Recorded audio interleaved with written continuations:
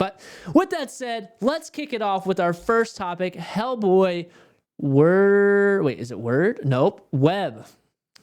Hellboy Word Web. Hellboy Web of Wyrd.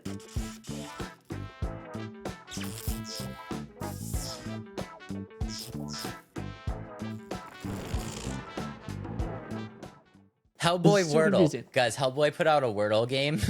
this is a mobile Wordle, and it's only Hellboy words. Yeah, that's a great game. That's so funny. So funny. Great game. All right, let's hear what you. Well, I want you to start, Dave. What are your initial thoughts? Okay. Initial thoughts. Let's start a little bit on who Hellboy is, because I don't know if a lot of people know who Hellboy is. A lot of people have seen the movies, most likely. Maybe know a little bit about the comics, but essentially the story of Hellboy is he is a half demon that was summoned to Earth by occultists. So they're back in the day, the occultists were kind of doing some rituals. They summoned this, thing, blah blah blah, that whole story. But what they ended up getting was Hellboy, and Hellboy came to the Earth as a young infant, and he kind of grew into not actually a terrible guy, the perfect anti-hero, right? So he's essentially a demon, which gives him that kind of, evil side to him. But the way that he was brought up kind of good. So he ends up actually kind of being a little bit of a hero, and he works for the U.S. Bureau of Paranormal Research and Defense. In the comics, it's the BPRD. And he's basically the guy that fights the dark forces that end up like challenging the human race. So like witches and things that have been summoned from down below. Hellboy is our guy. He's the one that protects us from all that stuff. Little bit about the backstory. His first appearance was on the San Diego Comic-Con comic #2. Oh, really? Which I actually didn't know that. That's his first actual appearance, but the one that most people know is the Next Men 21, which is a really cool book. I actually have that book, first appearance of Hellboy. So that's where he came from. And the thing to know is that the writer, Mike Mignola, he's the artist and the writer of the comic book, is on board with this game, which speaks glowingly for what we're about to see. And I think we can kind of roll into the trailer now, because let's do it. I think now that you guys know a little bit about who Hellboy is, and I think it's gonna make you a little bit more excited for this. But I personally, just off the bat, am super excited. Same. I was kind of taken back when I first watched this trailer, when we were looking for games to look for. And just like right off the bat, so you get this kind of like aesthetic of a comic book as you're playing the game. And I think it is very cool. And from the interview I watched of Mike describing the game, it's like they brought his art style to life with animation in a video game. And he is very excited about it. And it just looks really cool. The animations are cool. Just the art style is very cool. And yeah. Yeah, I think so I think, guys, if you're just listening on the Spotify, what we're seeing right now is probably the most accurate representation of a comic book being transformed into a game that I've probably ever seen.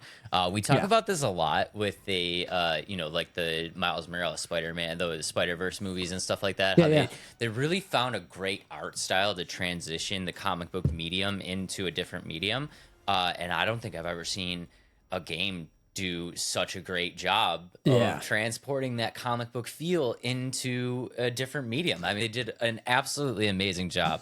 And again, keeping it authentic to Mike Mignola's like true art style and what he wanted in terms of like comics. Like it feels like his comic in video game form, and I think that's very cool. Yeah, I mean, if you guys, are just listening on the Spotify again, I think to really get an understanding, you might want to hop over to the YouTube, or like after the episode or something, just hop over to YouTube and just check out the Hellboy trailer, because it is actually amazing. Like it's literally amazing. And as a fan of the comic books, like I said, I have the first appearance of Hellboy. Like I have a couple key issues from the series, and just thumbing through those issues, I'm like, Oh my god, like they nailed his art style. They literally Yeah. nailed it. And he's reviewed the entire game and he's put his stamp of approval on it. And if you know anything about Mike Mignola, I don't want to say that he's like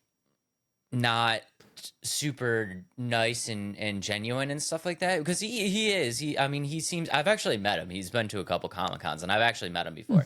And he's like, he's not mean, but he's very protective. You know, Definitely. he usually doesn't like when people try to like replicate his things or like try to take his ideas and make them hit their own and stuff like that. And he just had glowing things to say about this Yeah. game, which was super exciting for me.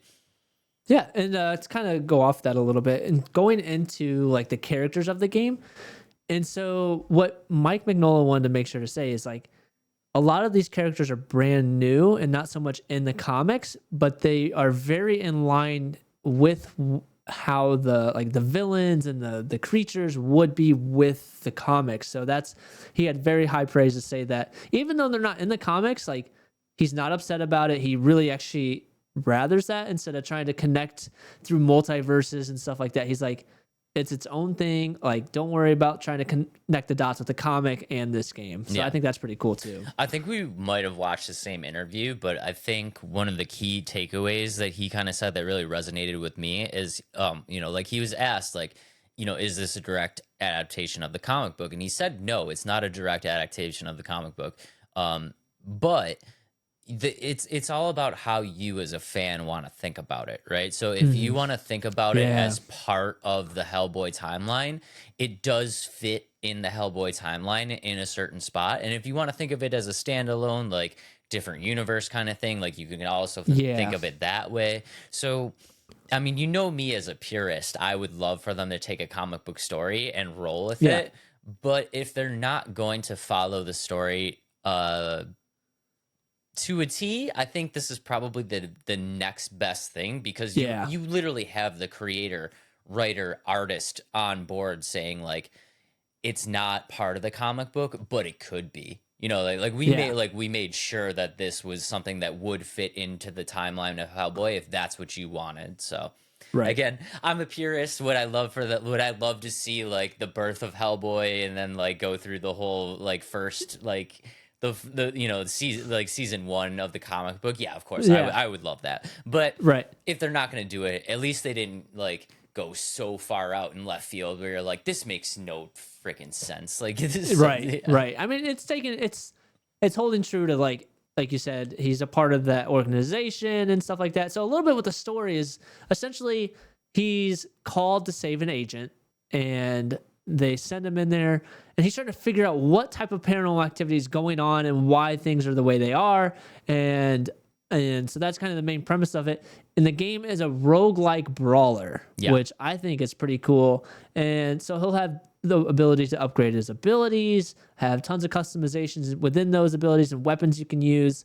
And the cool thing that during the interview that I really liked is like each level, yes, it will have that roguelike, but in the beginning, it's not so much worried about being the strongest you can, but more so focused on the discovery of the maps that you go into. And I thought that was really cool. Yeah. And with each run, it's not supposed to feel the same as there's procedurally generated levels, and I think that's really cool. So like it's gonna feel different every time you go in there, and I think that's really neat. Yeah, I mean, for me, the exploration junkie of wanting to like, I need to see every corner of the game. Like I will literally like, you know how I play games. You've seen me play games long enough where you're like, true. I'm constantly the dude that's like, I feel like they want me to go this way to continue the story, so I definitely need to go this way first so I don't miss anything. You know, like I'm that guy. So I think, and I'm the way that's the right turn, going for it, beeline. So that's me. I think if you're an exploration junkie, a collectible junkie like me, this is going to be a really, really, really great game for you, because like you know, like you said, they did the procedurally updated level, so it did the level kind of aesthetics change based on things that you do. And also I believe, if I've kind of read this right, the actual level design kind of changes a little bit. Yeah. So like that, the level the levels on consecutive runs will not be the same. So if you explored a corridor to the left on run 1, that corridor might not even be there on run 2. Right. You know what I mean? So it's like it's very, very, very cool. Yeah, I like that a lot. And a little bit going into the gameplay mechanics, this is just what I've taken from some of the interviews, but also just watching the trailers and watching gameplay.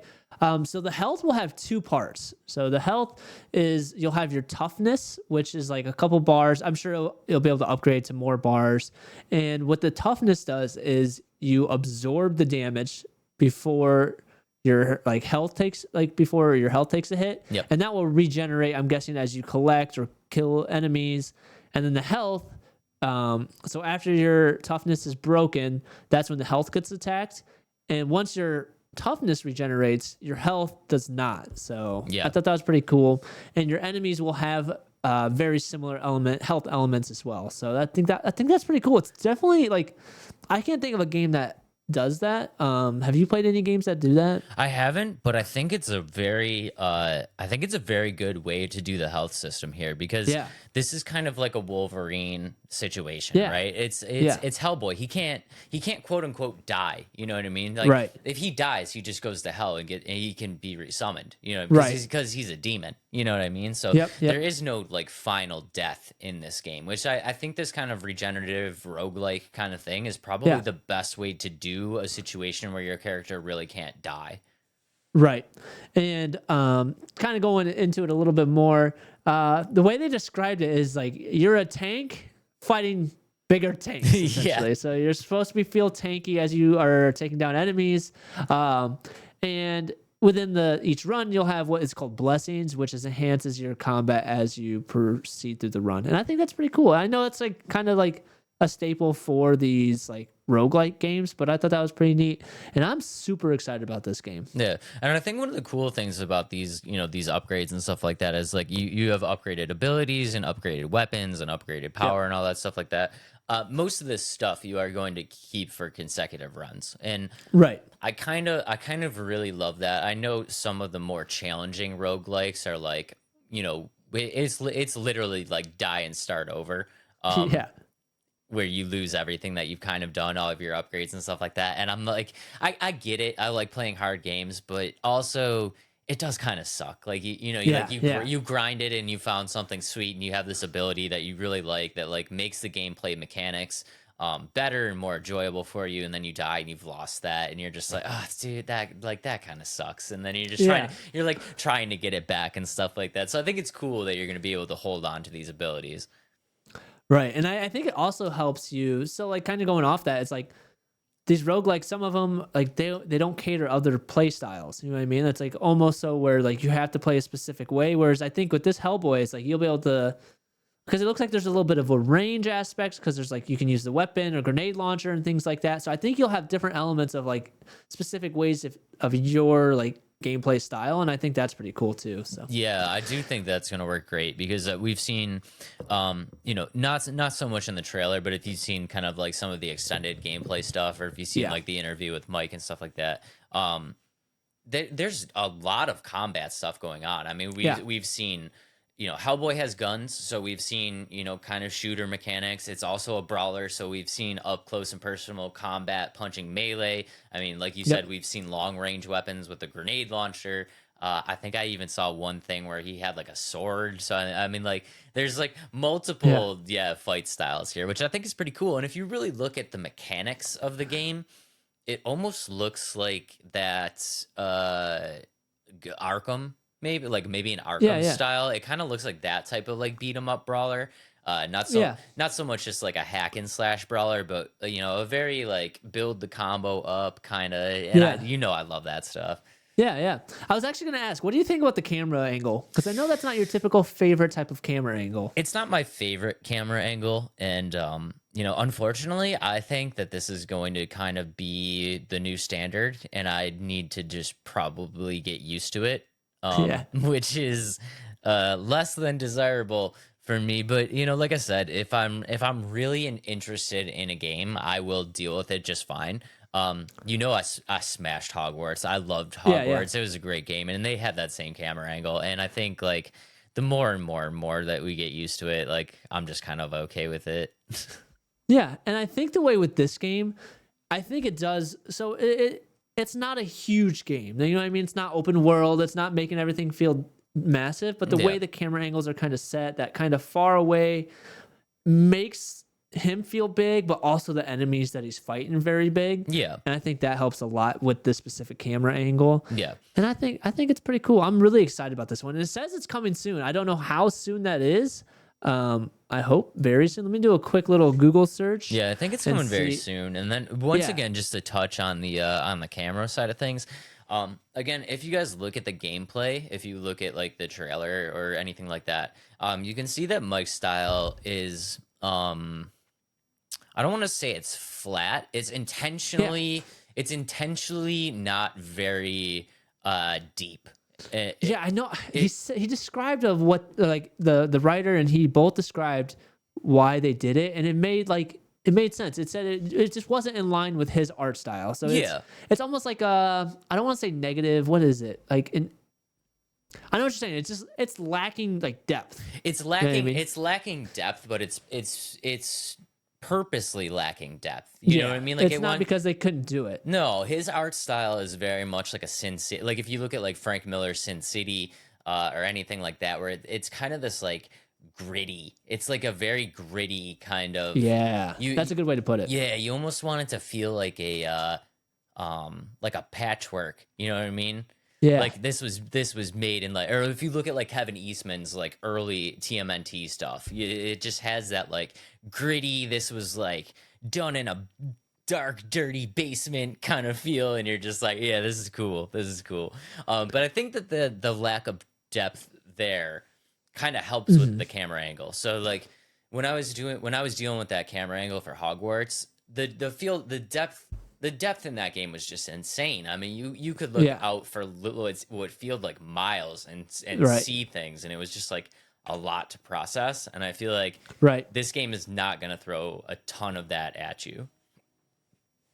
I agree. And so the art style he has is called Chiaroscuro. I probably butchered that, but it's like Chiaroscuro, which is like just bold lines, just like how he described. But that's the name of it. I probably butchered it, but I'm super excited about this game, and it comes out October 4th. Let's go. So, yeah, it's super exciting. Coming out very, very soon. The art style is amazing. The storyline is amazing. The combat looks amazing. And just a real quick, I don't want to be a Debbie Downer here, but I'm going to bring it down just a little bit. Lance Reddick is the voice of Hellboy. If you guys don't know who Lance Reddick is, he's an actor. The most recent things you probably know him from is the John Wick franchise, but I've always really liked him as an actor. I always thought, especially for his voice acting, because he did a lot of voice acting for stuff like that. I just always felt like he brought like such an amazing personality to all the characters that he was able to do. And unfortunately, he did pass away in March. So this is his last role that he was able to do, was to be the voice of Hellboy. So if you want to check it out, unfortunately, it's Lance's last work, but I can only imagine it's going to be amazing, just like everything else that he did. So Yep.